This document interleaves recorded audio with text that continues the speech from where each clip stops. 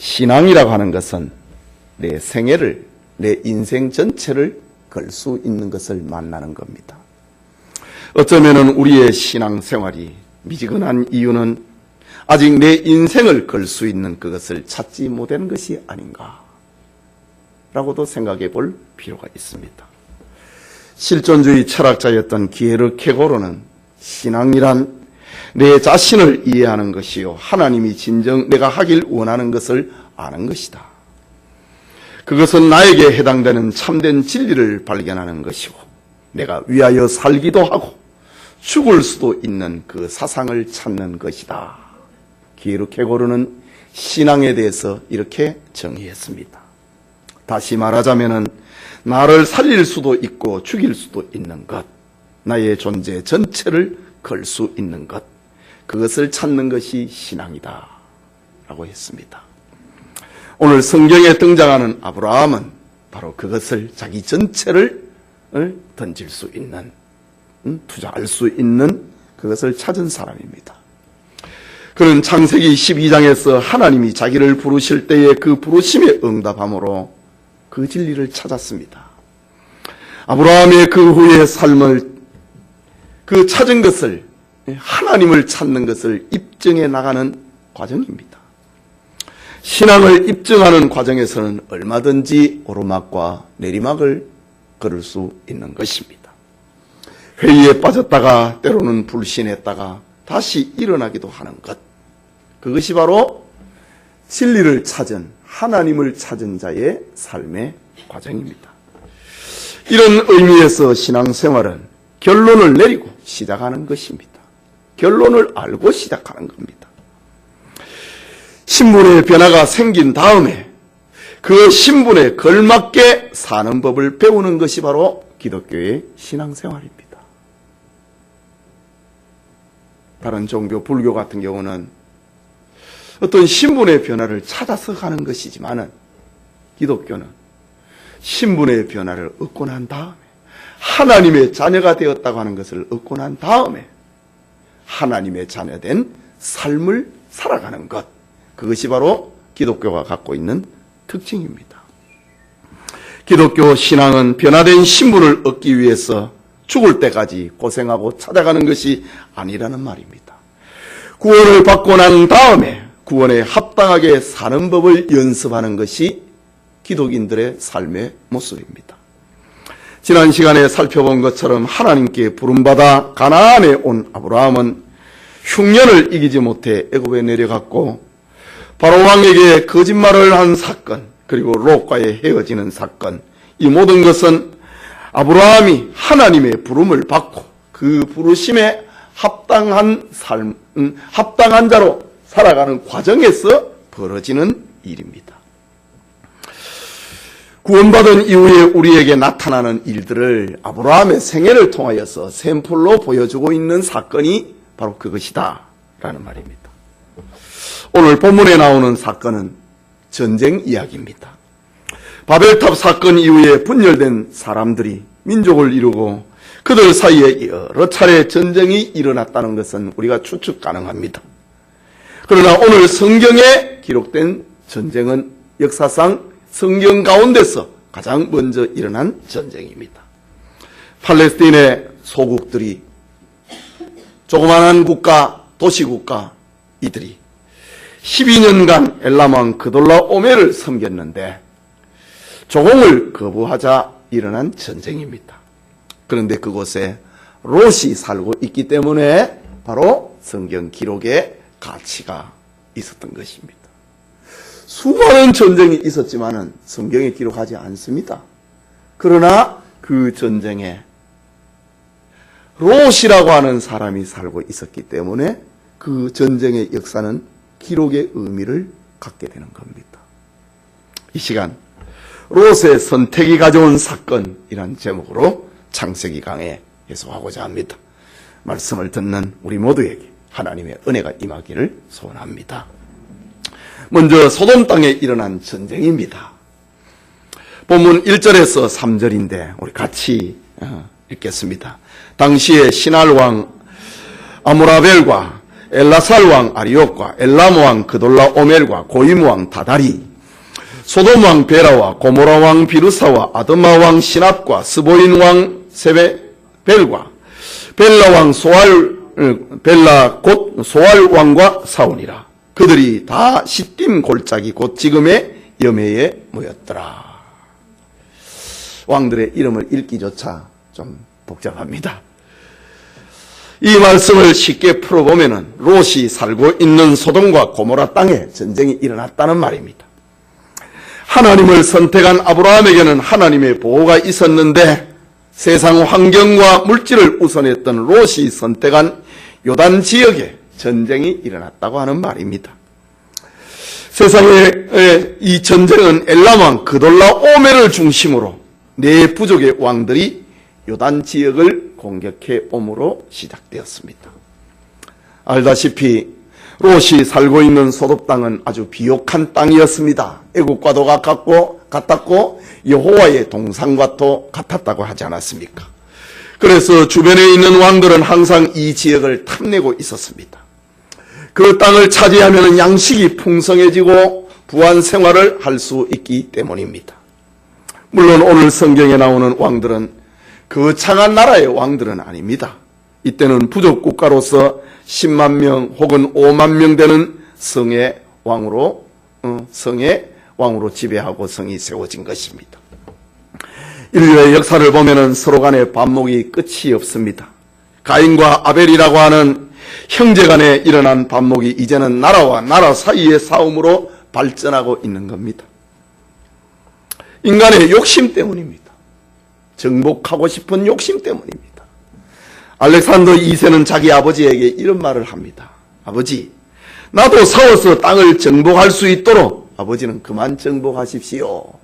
이런 말을 했습니다. 사람에게는 용맹이 있고 야망이 있고 야심이 있는 사람에게는 정복하고 싶은 그런 욕구가 있는 것입니다.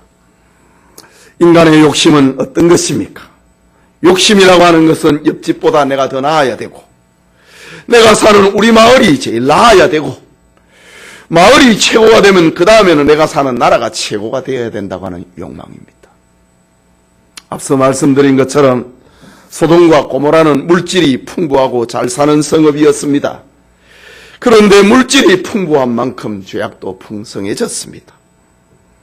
오늘 우리가 잘 살려고 애를 쓰고 있지만은 신앙 안에서 잘 살아야지 그냥 잘 살면은 소돔과 고모라처럼 돼버리고 맙니다.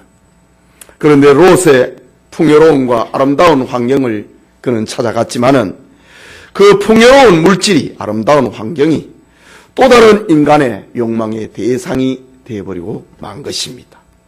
오늘 성경은 하나님의 말씀을 떠난 사람에게 징계와 심판과 채찍이 있다는 것을 묵시적으로 보여주고 있는 사건입니다. 예수님은 너희는 먼저 그의 나라와 그의 의를 구하라. 그리하면 이 모든 것을 너희에게 더하시리라 라고 했습니다. 우리의 삶의 우선순위가 바로 되면은 모든 것이 합력하여 선을 이루는 역사가 일어난다는 주님의 말씀입니다. 우리가 하나님을 높이면은 하나님이 우리를 높여주시고 우리가 하나님을 무시하면은 하나님은 우리를 멸시하십니다. 그렇다면은 우리의 상황을 수시로 점검해 보아야 하는 것이지요. 하나님의 채찍이 슬쩍 때리는 같을 때에 빨리 깨달아야 됩니다. 그래야 상처를 줄일 수가 있는 것입니다. 계속되는 고대의 근동지역에 일어났던 처음 기록된 전쟁의 이야기입니다. 4절을 함께 읽겠습니다. 이들이 12년 동안 그돌라오멜을 섬기다가 제13년에 배반한지라 라고 했습니다. 고대의 왕국 엘람 왕국이라고 하는 것은 그 북쪽에 있었던 그 다섯 부족 가운데 가장 강력한 힘을 가지고 있었습니다. 그돌라오멜 엘람 왕 그돌라오멜을 저 남부 지역의 사람들이 섬기고 있었다. 조공을 바치고 있었다. 그런데 13년짜가 되었을 때에 그들을 배신했다라고 합니다. 말씀드린 것처럼 근동 지역의 가장 강한 엘람국이 남쪽으로 쳐들어오자 남방 국가들은 화친 조약을 맺어서 1년에 농사 지은 것을 얼마씩 바치는 것으로 전쟁을 지금까지 막아왔습니다. 그런데 요단 지역의 나라들, 곧 소돔과 고모라 등이 점점 강성해지기 시작했습니다. 이제는 북쪽 연합군들이 쳐들어오면 한번 붙어보자 라는 마음으로 엘람 왕에게 12년 동안 조공을 바쳤는데 이제 중단해버린 겁니다. 이제 우리도 힘을 키웠다고 하는 것이지요. 그러자 엘람국 그돌라 오멜이 북쪽 연합군을 조성을 해갖고 남으로 쳐들어 내려온 것입니다. 그돌라 오멜의 동맹군들은 파죽지세의 힘으로 남쪽으로 여러 부족들을 점령하고 내려옵니다. 본문 5절에서 7절을 보면은 제14년에 그돌라 오멜과 그와 함께한 왕들이 나왔어 아스돗 가르나임에서부터 르바 족속을, 함에서 수수 족속을, 샤웨 기라다임에서 엠 족속을 치고 호리 족속을 그 산 세일에서 쳐서 광야 근방 엘바란까지 이르렀으며 그들이 돌이켜 엠미스밭 곧 가데스에 이르러 아말렉 족속의 온 땅과 하사손다말에 사는 아모리 족속을 친지라. 저 북쪽에서부터 그돌라 오멜의 5 연합군들이 내려오면서 다 성읍들을 정복을 했다라는 말입니다. 그야말로 파죽지세의 힘으로 남으로 내려오고 있었습니다. 이제 요단 지역의 소돔왕과 고모라 왕을 중심으로 하고 있는 5 소부족만 남았습니다. 8절을 보면은 소돔 왕과 고모라 왕과 아드마 왕과 스보이 왕과 벨라 곧 소알 왕이 나와서 시딤 골짜기에서 그들과 전쟁을 하기 위하여 진을 쳤더니 저 북쪽에서 저 엘람 왕 그돌라 오멜이 연합군을 조성을 해서 중부 지역을 다 정복을 하고 이제 소돔이 위치하고 있는 남쪽으로 내려왔습니다. 그러자 소돔 왕을 중심으로 하여서 자기들도 5 부족을 동맹군을 형성을 해서 그들을 막게 되었다. 진을 쳤다라고 합니다. 대접전이 일어났습니다. 소돔 왕 연합에서는 12년 동안 억울하게 당했다라는 것이 전쟁의 명분이었고 그돌라 오멜의 입장에서는 이제 네가 좀 컸다고 반항을 하는구나 이 못된 놈 하면서 전쟁이 벌어진 것입니다. 양쪽 논리에는 모두가 다 일리가 있습니다. 그래서 전쟁이 일어나는 것 아닙니까? 여러분 가정의 불화도 역시 마찬가지입니다. 남편의 말을 들으면 그 말이 맞는 것 같고 부인의 말을 들으면 그 말도 맞습니다. 자식들의 이야기를 들어보면 그 말도 또 일리가 있습니다. 아이들이 가출을 하고 소리를 지르며 가출을 하는 경우도 다 들어보면 또 일리가 있습니다. 그런데 부모의 이야기를 들으면 그들 나름대로 자식 때문에 가슴 아리하고 있는 속사연을 가지고 있습니다. 이 모두는 투쟁 그리고 싸움, 상처의 깊은 곳에는 죄가 도사리고 있기 때문입니다. 세상 전쟁은 내가 살면 너가 죽게 되어 있습니다. 권력을 갖게 되면 그 권력에 대항하는 사람은 다 죽는 것이 세상 전쟁의 원리입니다. 오늘 본문 9절에도 보면은 엘람왕 그돌라 오멜과 고임왕 디달과 신할왕 아무라벨과 엘라살왕 아리옥 네 왕이 곧 그 5 왕과 맞서니라. 북부의 4개 연합국 엘람왕은 강력한 힘을 가지고 있는데 거기에 힘을 보태고 있는 3개의 부족국가 그리고 남쪽에 소돔과 고모라를 중심으로 하고 있는 5 부족하고 대접전이 벌어졌습니다. 누군가는 반드시 죽거나 망해야 됩니다. 이것이 전쟁의 결과입니다. 세상 전쟁은 다 그렇지 않습니까? 계속해서 10절에 보면은 시딤 골짜기에는 역청구더기가 많은지라 소돔왕과 고모라왕이 달아날 때에 그들이 거기 빠지고 그 나머지는 산으로 도망하매라고 합니다. 여러분 시딤 골짜기 이것은 아카시아 골짜기 급류가 흐르고 있는 골짜기라는 말입니다. 그런데 거기에는 역청구덩이가 많았다라고 합니다. 역청, 이 이 석유의 원액이 묶여져 있는 그 아스팔트와 같은 그런 원액이 늪처럼 되어 있는 그런 구덩이가 많았다고 합니다. 지금도 그쪽에는 시띠임 골짜기 지역에는 석유가 나온다고 합니다. 도로에 포장되어 있는 아스팔트는 굳어서 괜찮지만은 액체 상태로 되어 있을 때에 이 역청을 밟으면은 신발이 붙어서 떨어지질 않습니다. 그 정도로 찐득찐득한 것이 역청 구덩이입니다.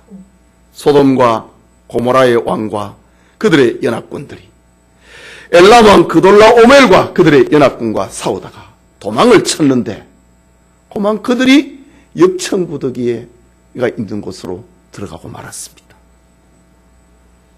여러분, 그것은 소돔 사람들의 편에서 보면 자기네들의 땅입니다.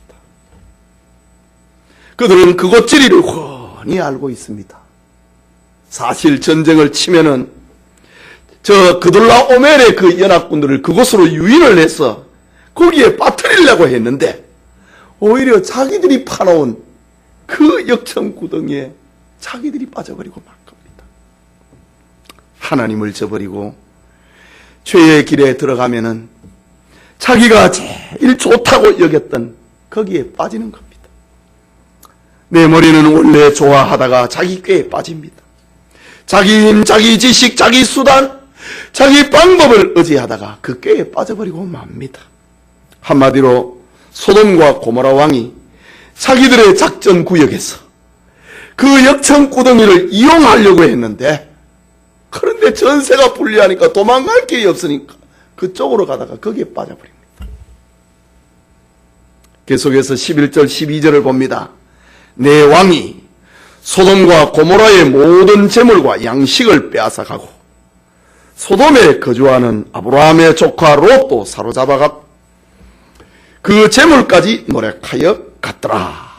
바로 오늘 성경의 기록 목적은 요 12절 이것 때문에 지금 1절에서 11절까지 지금 시간을 할애하고 있는 겁니다. 이것을 보면은 롯이 선택을 했던 소돔과 고모라 땅이 얼마나 비옥하고 농사가 잘 되었다고 하는 것을 볼 수 있습니다. 소돔 사람들은 양식뿐만이 아니라 금은 보화까지 다 빼앗겨 버렸습니다. 그리고 사람들은 포로가 돼서 저 북쪽 그돌라오멜 엘람국으로 끌려가고 있습니다. 그 중에 롯과 그의 가족들도 있습니다. 세상을 선택을 했던 롯의 결과는 이렇게 모든 것을 잃어버렸습니다. 노예가 돼서 지금 끌려가고 있습니다. 선택의 결과는 바로 자기가 져야 되는 겁니다. 아담은 선악과를 선택을 하고 저주를 받았습니다. 에서는 팥죽 한 그릇을 선택하고 장자의 명분을 잃어버렸습니다. 요나는 니느웨를 포기하고 다시스로 가다가 비참한 꼴이 되어버리고 말았습니다. 아가는 물질을 선택에다가 돌에 맞아서 돌무더기를 가졌게 되었고, 게하시는 돈의 욕심을 이기지 못하다가 문둥병자가 되어버리고 말았습니다. 그러나 아브라함은 비옥한 땅을 포기하고 하나님을 선택했더니 하나님의 위로와 보호가 찾아왔습니다. 외아들 이삭을 포기하고 하나님을 선택했더니 저 하늘의 별처럼 땅의 수많은 모래알처럼 후손을 얻었습니다. 다니엘은 하나님의 계명을 어기고 사느니 사자꿀이라고 하는 죽음을 선택했더니 머리털 하나도 상하지 아니했고 하나님 앞에 영광을 올려드리게 되었습니다. 오늘 성경의 롯은 하나님을 버리고 기름진 소돔 땅을 선택한 결과는 모든 것을 잃어버리고 저 엘람국으로 전쟁 포로가 돼서 끌려가는 신세가 되었다라는 겁니다. 여러분, 오늘의 불행은 어제의 선택의 결과입니다. 그래서 선택은 중요한 것입니다. 오늘 우리가 한 손에는 하나님을 붙들고 한 손에는 세상을 붙들고 살면은 롯처럼 된다는 말입니다. 하나님께서 도와주지 아니하면은 아무리 재물을 쌓아도 순식간에 없어져 버리고 만다는 것을 롯을 통해서 보여줍니다. 잠언 23장 5절에는 기록을 하기를 네가 어찌 허무한 것에 주목하겠느냐, 정령이 재물은 스스로 날개를 내어 하늘을 나누는 독수리처럼 날아가리라. 허무한 재물에 소망을 두고 거기에 주목하고 살면은 언젠가는 그 재물에서 날개가 나와가지고 독수리처럼 날아가 버린다. 성경은 기록합니다. 바로 롯과 같은 경우가 바로 이런 경우입니다. 우리는 하나님 앞에서 신령한 것을 선택할 수 있기를 바랍니다. 우리는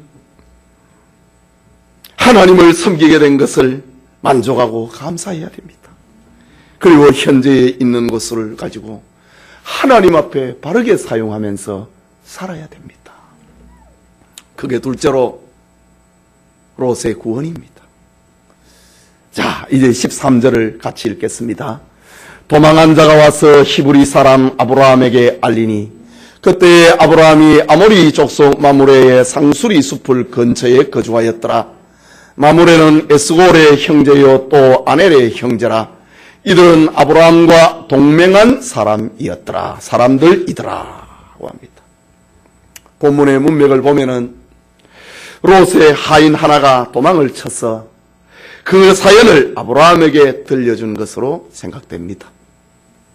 이때 아브라함은 가나안 사람들로부터 히브리 사람이라고 하는 평가를 받고 있었습니다. 여러분, 히브리인이라고 하는 말은 강을 건너온 자라는 뜻입니다. 그러나 그것은 강을 건너온 자, 그것은 단어적인 뜻이고 그 안에 담겨있는 의미는 더 중요합니다. 비옥한 유프라테스와 티그리스 강 주변에서 살았는데 그것을 버리고 온 사람이라는 뜻입니다. 당시의 상황으로 보면은 갈대아 우르는 문명의 발상지입니다. 거기에는 학교도 있고 도서관도 있고 공용장도 있고 공중 목욕탕도 아브라함 시대에 있었습니다. 그런 곳에서 가나안 그것을 버리고 강을 건너서 가나안으로 왔다. 이것은 가나안 땅에 살고 있는 사람들에게는 화제거리입니다.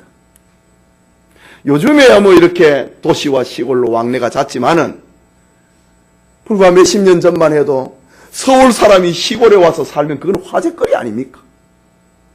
지금 아브라함의 경우가 그렇습니다.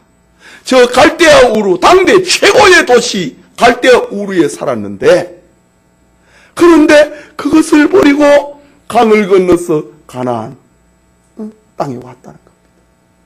그러니까 가나안 원주민들에게는 아브라함은 정말 참 이상한 사람이다. 모자라는 사람 같지도 않은데 똑똑한 사람 같은데 어떻게 갈대아 우르를 버리고 여기에 올 수 있었을까? 응? 저 아브라함이 잘 되는 거 보라 이거지요. 그래서 가나안 사람들은 아브라함하고 친구를 해야 되겠다. 그러면서 세 부족이 아브라함하고 우리는 서로 공격하지 말자. 화친 조약을 맺은 관계가 바로 13절에 기록이 되었습니다. 마므레는 에스골의 형제여 또 아넬의 형제라. 이들은 아브라함과 동맹한 사람이더라. 평화롭게 우리 잘 살자. 이런 관계를 가지고 아브라함이 저 마므레 상수리 숲을 근처에서 살고 있었습니다.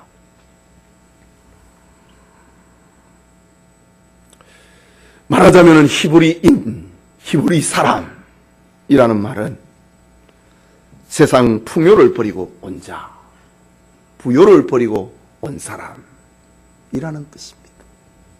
자, 이제 다시 본문으로 갑니다.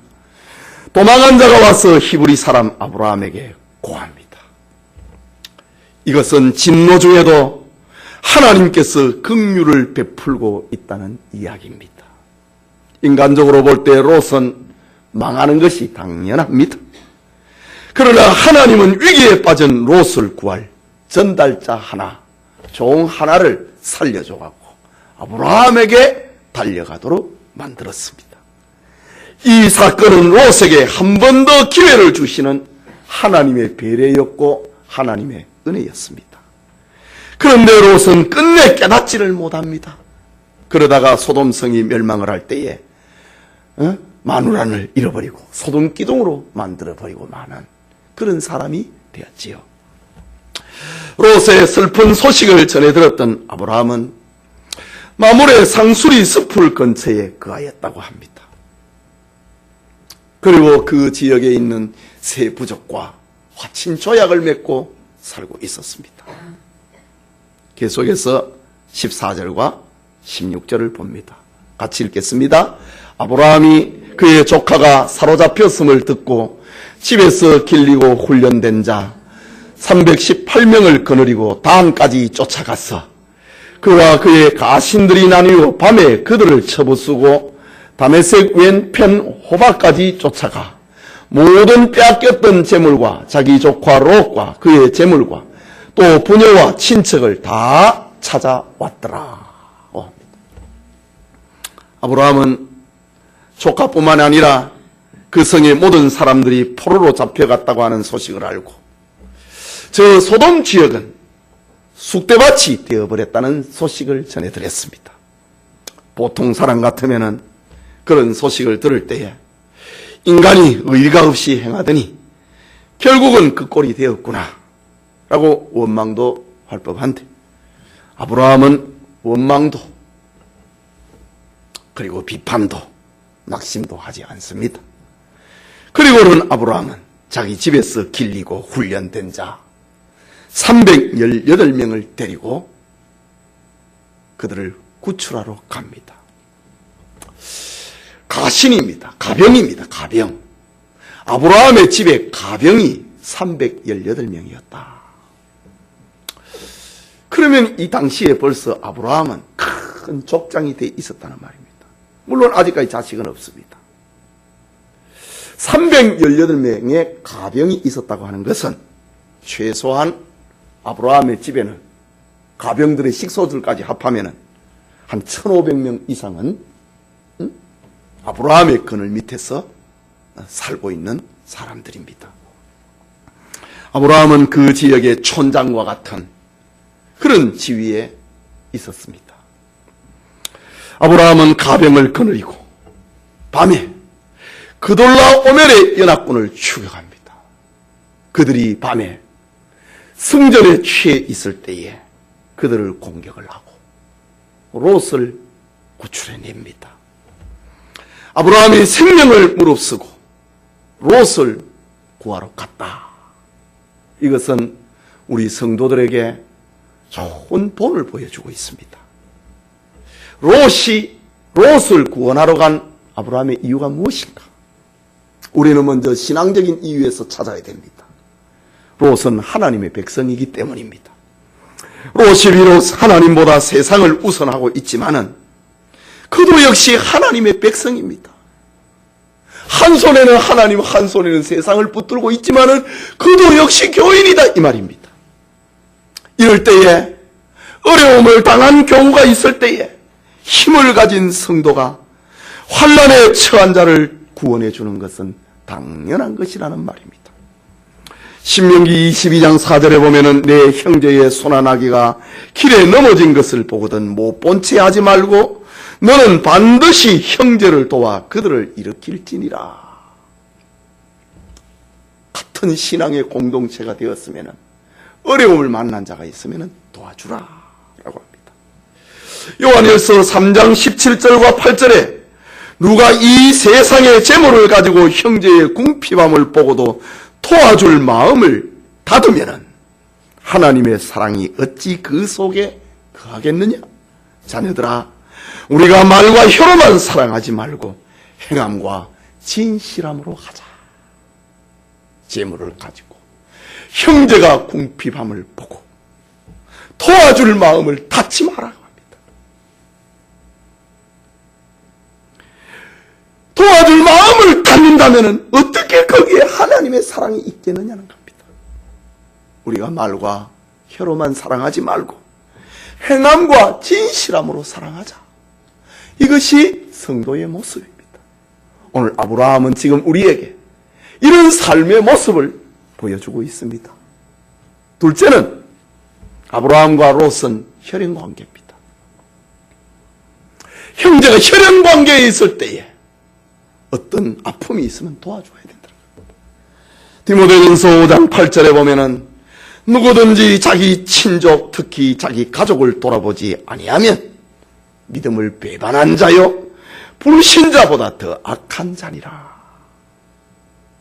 혈연을 도와줘야 된다.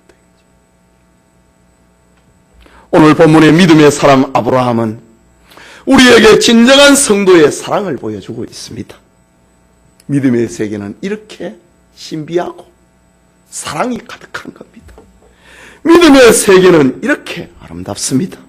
미워해야 되는데도 미워하지 못합니다. 싫어해야 되는데도 싫어하지 못합니다. 투정을 부리거나 짜증을 내야 되는데도 그렇지 못하는 것이 믿음의 세계입니다. 눈만 감으면 하나님이 교훈하니 말입니다. 믿음은 언제나 사랑이라고 하는 색깔로 포장이 돼서 나오는 것이기 때문입니다. 과연 믿음, 소망, 사랑은 서로 떨어질 수가 없습니다. 믿음이 소망이고 믿음이 사랑입니다. 그래서 바울은 그런즉 믿음, 소망, 사랑 이 세 가지는 항상 있을 것인데 그 중에 제일은 사랑이라 라고 했습니다. 지금 아브라함은 이 사랑을, 믿음의 사람 아브라함은 지금 이 사랑을 실천하고 있는 겁니다. 예배드리는 성도님, 헤셀 포드 목사님의 그 글 가운데 아주 재미난 이야기 하나를 설교를 준비하면서 보았습니다. 목사님 교회에 출석하는 한 청년이, 아주 장래가 촉망되는 한 청년이 사업을 시작을 하면서 목사님에게 이런 기도 부탁을 합니다. 목사님, 저를 위해 기도해 주십시오. 제가 사업을 잘해서 주님을 위해 큰 일을 하겠습니다.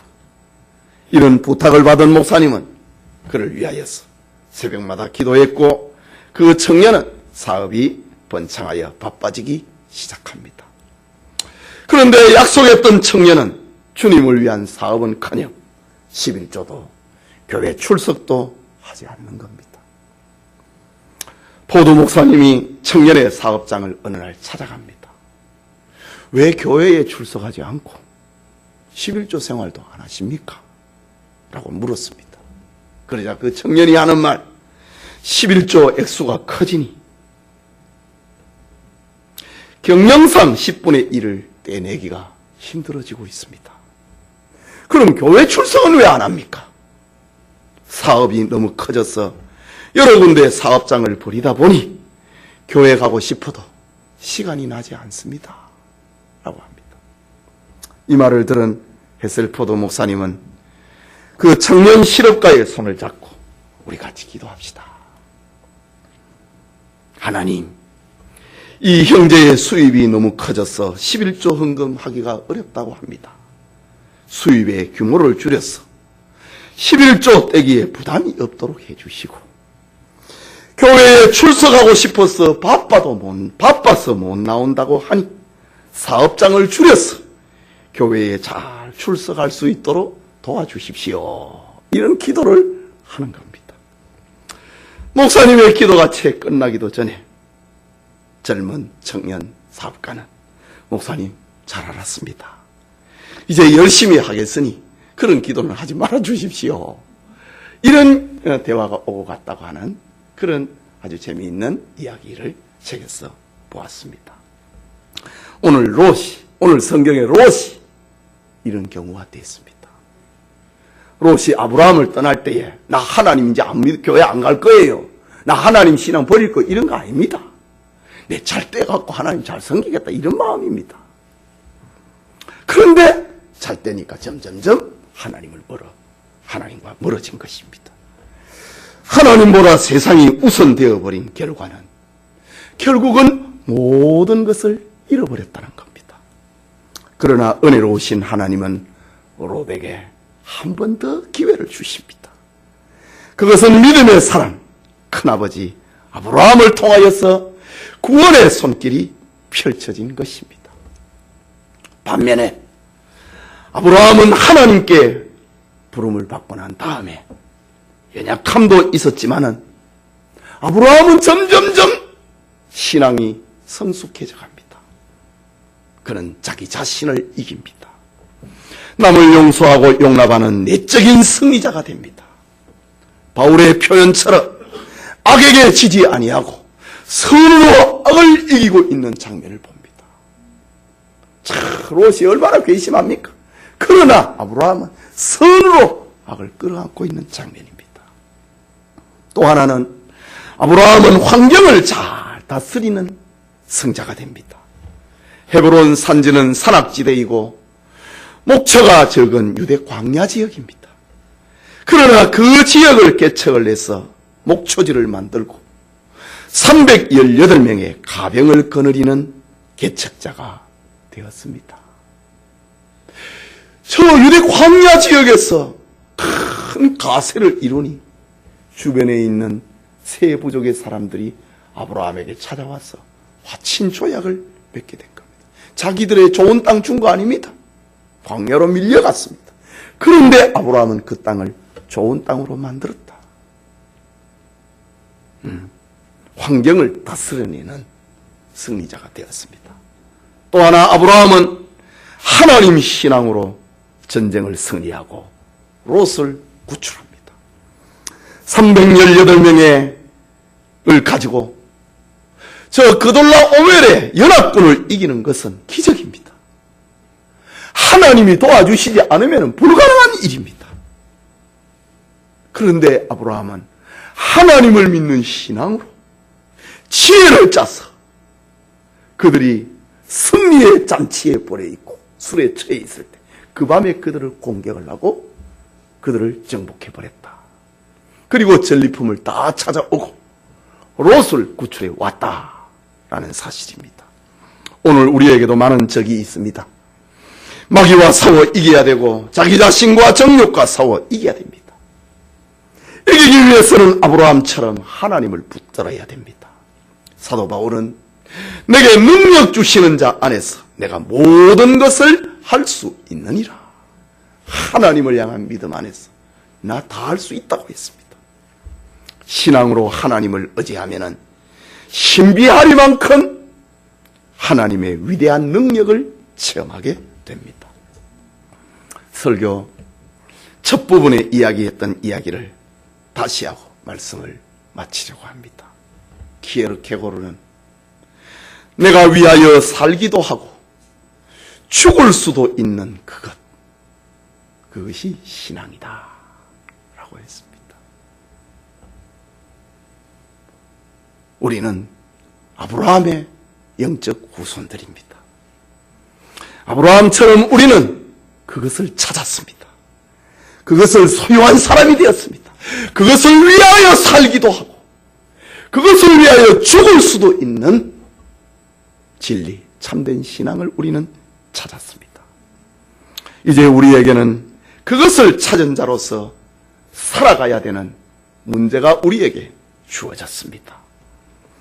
내가 위하여 살기도 하고 죽을 수도 있는 그것을 실현하는 것이 우리 성도들의 삶입니다. 그 삶은 하나님의 혼이 담긴, 영이 담긴 작품을 만들면서 살아가는 것입니다. 그 작품의 현장이 바로 아브라함에게는 첫 번째로 다가왔던 것이 전쟁터였습니다.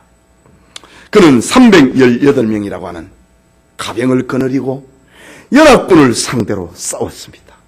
이겼습니다. 그리고 롯을 구출했습니다. 이런 승리가 우리에게 있을 때에 우리는 존재의 의미를 발견하면서 살아가는 것입니다. 하나님의 영광스러운 나라가 우리의 입과 손발을 통해서 선포되는 역사를 체험을 하는 우리의 삶, 이런 은혜가 우리 모두에게 있기를 소원합니다. 우리 같이 기도합시다. 오늘 말씀을 받았습니다. 롯의 선택이 가져온 사건, 전쟁입니다. 네. 그러나 우리는 아브라함을 통하여서 신앙인의 삶이 어떤 것인가? 하나님을 믿는 그 우리의 삶을 그걸 가지고 혼이 담긴 작품을 만들어내는 것이 우리의 삶이다 라는 겁니다. 그것이 우리의 존재 의미라는 것입니다.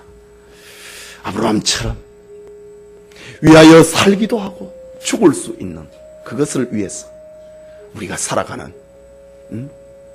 삶이 되기 위해서 함께 기도합시다.